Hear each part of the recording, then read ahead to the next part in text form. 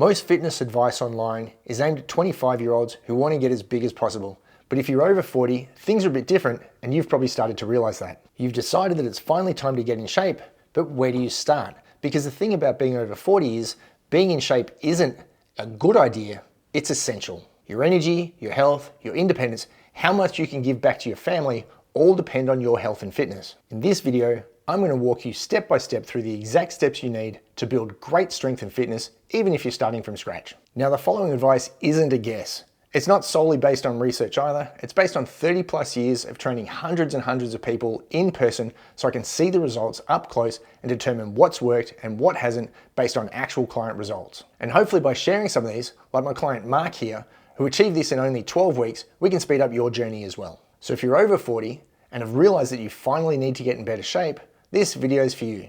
Just like the information I gave to James here, who went from a really mediocre starting point, although he was still a brown belt in jiu-jitsu, to being lean, mean, and in much better shape only a short period of time later. Now, the first and biggest thing you need to change is right here, what's between your ears, because your mindset dictates your eventual success. And the best way to explain this is think about your goal setting process like a GPS. A GPS works with an exact start location and an exact finish location. Now, many people are great with goal setting and figuring out where they want to finish, but if they don't have an accurate starting point, they'll never actually make that journey because the GPS is off. You need to be honest with yourself about where you're really starting from. Let go of the ego and this idea of yourself as I played footy as an 18-year-old, I used to do X, I was in the military, I was able to do all these other things. That's not you anymore. Using myself as an example, I'm a 53-year-old guy who recently had major surgery, lost half my lower body strength, and up until recently wasn't allowed to lift anything more than 4 kilo for the upper body. Anything I do for training needs to reflect that and not the guy I was even as little as last year, because that's a different version of me and what I need now is completely different. That attempt to start too high, too fast, too heavy for where you are right now ultimately leads to burnout, frustration, and probably injury at our age. If you give yourself a genuine, correct starting point, you're setting yourself up to be much more successful than trying to replicate what you did as an 18-year-old. The biggest mistake I see people make in training is always aiming to train harder, harder, harder, heavier, heavier, heavier, and faster, faster, faster. But the number one thing that is going to dictate your success is not how hard you work, but how much you work.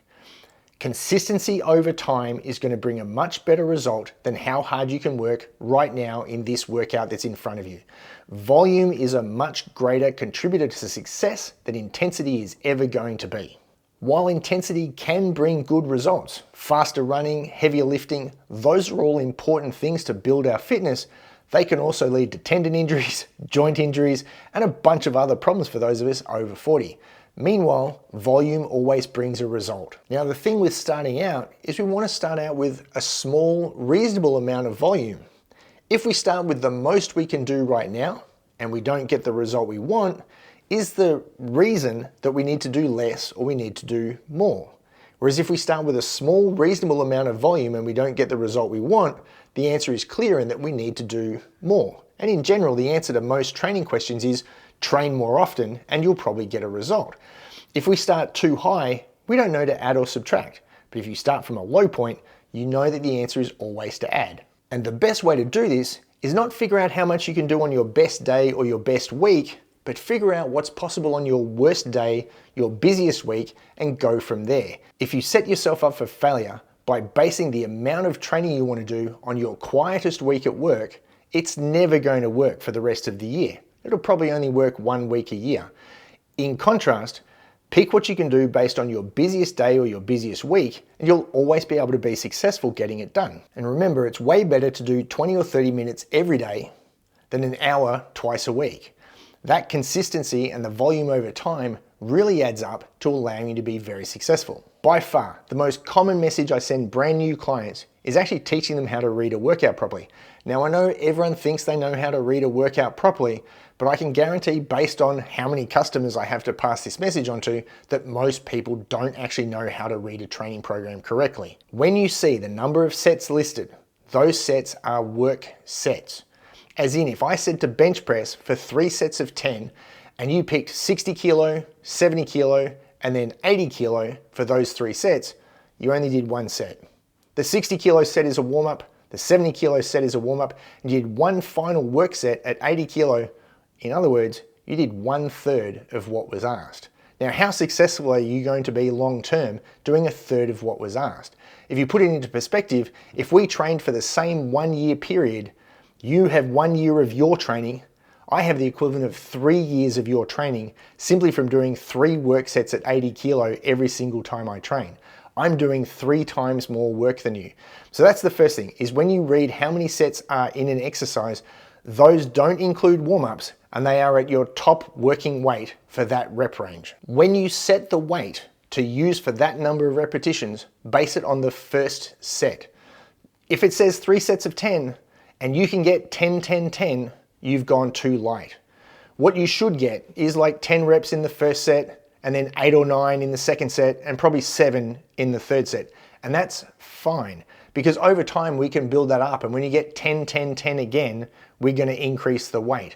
But if you get 10, 10, 10 the first time, that was too light for you. You have to get used to working harder, and that means failing to hit the rep range on second, third, and fourth sets as you go through a workout. The fourth tip is that we have to focus on health before we worry about performance. The continuum that I always try to teach my clients is that we worry about health, then fitness, and then finally performance. When you have a health problem, you don't get to worry about a performance problem. And what I mean by that is if you're 30 kilo overweight with 2 sore elbows and you've recently had an Achilles tear, we're not going to worry about your 5K run time.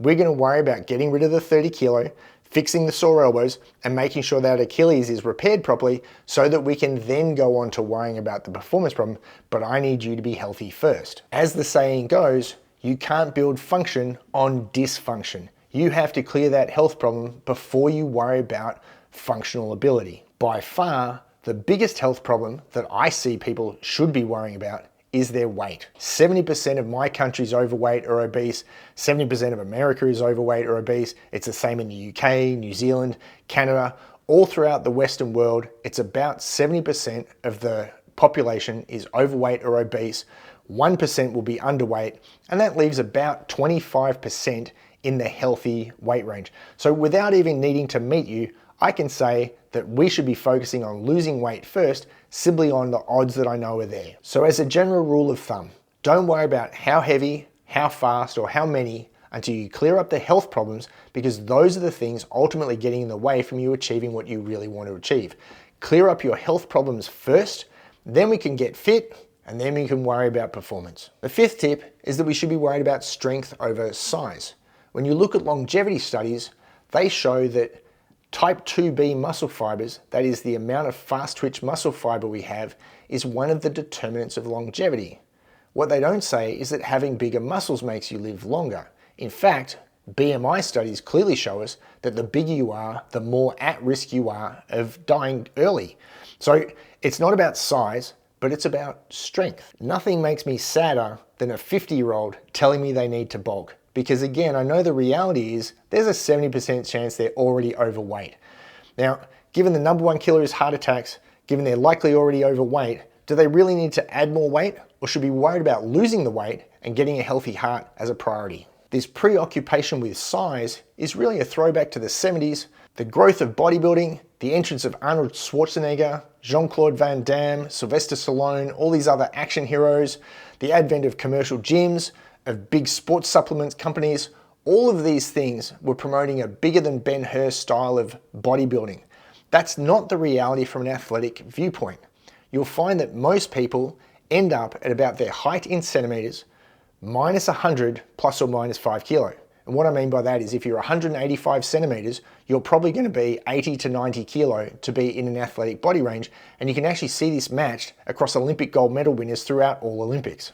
And that gets us back to there being no research at all to show that being bigger is better from a longevity point of view, but we can see that grip strength, lower body strength, lower and upper body power are all directly correlated to increased longevity. Nothing about muscle size in there, because muscle strength and muscle size are 2 different things. That means we should be working on muscle strength, not muscle size. And that gets me to BMI charts and the increased risk of death. Now, everyone will tell me that I'm 120 kilo with abs, bro, I'm fine. You may not be fat, but have a think about all the things you did to get to be 120 kilo with abs. Are those things healthy? What BMI charts really show us is not necessarily that being overweight is unhealthy, but being above normal body mass is unhealthy and leads to increased risk of mortality. Bigger is definitely not better from a longevity point of view, and we have oodles of research on hundreds and thousands of people over an extended period of time to show that outside that normal body range for our species, there is increased risk. And tip number 6 is all about decreasing that extra risk. Again, most people, I know they're going to be overweight, and the predominance of men will seek to lift heavy weights and try to gain muscle. That's not the thing that's going to keep you alive. The number one killer for over 40s is heart attack for both genders. And that means we need to focus on cardiovascular health and fitness as a priority, along with that getting weight into a normal body mass range. And that means at least 50% of your week should be focused on cardiovascular training. No, that's not complexes. No, that's not kettlebell circuits. No, that's not a Metcon. That's actual steady state cardiovascular training on a bike, on a rower, on a treadmill. The normal kind of stuff that we've always associated with cardiovascular training will always beat out the loaded circuit training, the kettlebell work, the complexes. All of those things are inferior compared to steady state training. As a rough guideline, if you're in the gym 6 days a week, 3 of them should be cardio, which means you're going to do about 3 hours of steady state activity a week. Now, as an easy formula to remember, I like the Maffetone formula, usually spoken about as MAF, M-A-F, and it's simply a heart rate formula that's 180 minus age. Now, I'm 53 right now, so 180 minus 53 is 127, and that's the maximum heart rate that I should be hitting for my cardiovascular training. If you're 40 years old, that means you're going to hit 140 beats a minute. If you're 50, it's 130, and so on. And this is just a really easy way to figure out what the top of your training zone should be for your cardiovascular training. You'll find with practice, you can stay within 5 to 10 beats of that for an hour straight quite easily. And a really effective training session would be within 5 beats of your MAF number for an hour straight. When it comes to intervals, everyone wants to do harder, faster, more, but I suggest steering clear of intervals until you're no longer getting a benefit from the steady state MAF work. For many people, that will be 2+ years of steady state work before they stop seeing a great result from that simple training method. Save the complicated stuff until you absolutely need it. There's simply no need to make things harder or more complicated than they already are. Just focus on the steady state stuff. Now, tip number 7, the fastest way to get successful is to seek no shortcuts. I guarantee that the more shortcuts you seek to make, the longer it's going to take you to be successful. I can't count the number of guys who are Tim Ferriss fans, Huberman fans, Peter Attia fans, who want to tell me about their blue light blocking glasses and their infrared sauna and their NAD supplementation, who can't even do a proper pull-up or squat properly. They've lost the forest for the trees. Focus on the basics that are going to give you 80+% of your results and leave the 1% stuff for the pro athletes.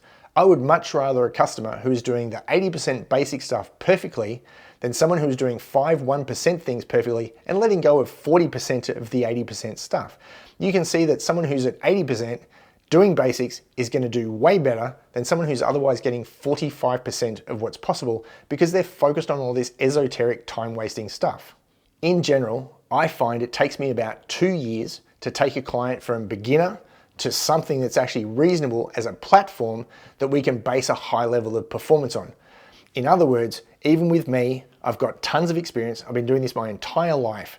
And even with every trick I know for making people progress as quickly as possible, it still takes about 2 years to teach people all the stuff I need them to do and for their strength and fitness to build up to the point that we can actually start to train for something hard. You're going to need to be a lot more patient while you can get good aesthetic results in a very short period of time, like my client results show. It's still going to take another 6, 12, 18 months beyond that to build a high level of fitness that you can use as a platform to go and do some amazing things. Now, when it comes to recovery, sleep and food are the 2 main tools. As a rough guide for sleep, you need at least 7 hours. Even better, 8, and even better would be 9.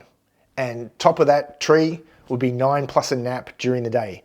In other words, there's probably not such a thing as too much sleep when it comes to performance and recovery as we get older. Your needs are far, far greater than they were at under 40. For food, you need at least 1 gram of protein per pound of body weight, and then you'd be tracking your calories reliably so that you could check whether your body weight was stable, how your recovery was, were you actually improving in training, and if not, then you can make adjustments that will help you recover and make adaptation. As a tip on recovery and food, don't try to drop copious amounts of fat and train as hard as possible at the same time.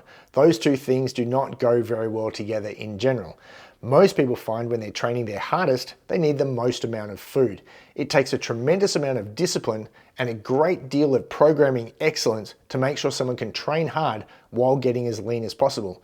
Most people who try to accomplish this just fall flat on their face and burn out and end up overeating again and ruining all the diet work they've done. As a final tip on recovery, minimize the HIIT and the Metcon style work, as those really make a big ingrounds into your recovery ability as they're very demanding.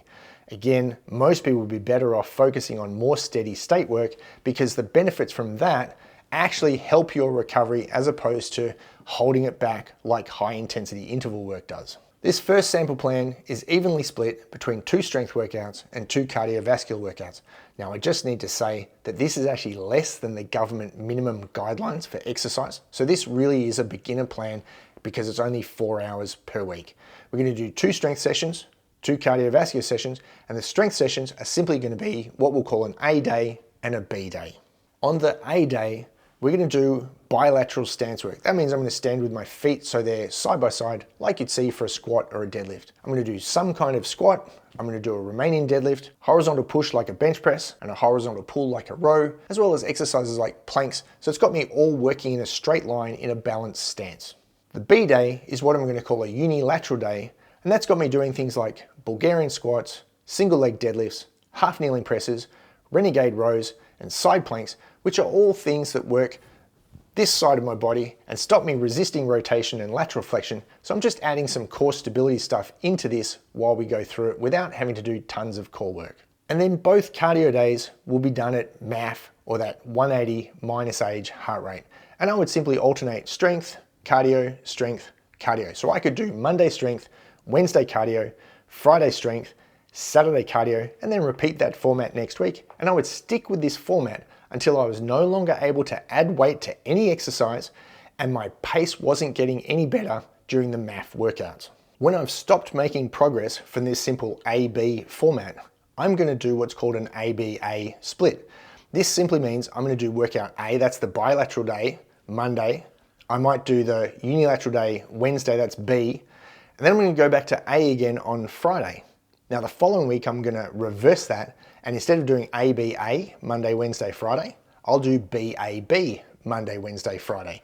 So over a 2-week period, I do both of those workouts 3 times, always separated by at least 1 day between strength workouts. All of the cardiovascular days, so that's 3 of them per week now, Tuesday, Thursday, Saturday, will be done 60 minutes at MAF. And again, we're going to stick with that format. We've added some volume now. We're going to stick with the 3 days a week format until we're no longer making progress. Now at the point where you're no longer making progress, the next question to say is, what else can I change? And for most people, it's going to be weight loss. Again, that's going to be the most common factor.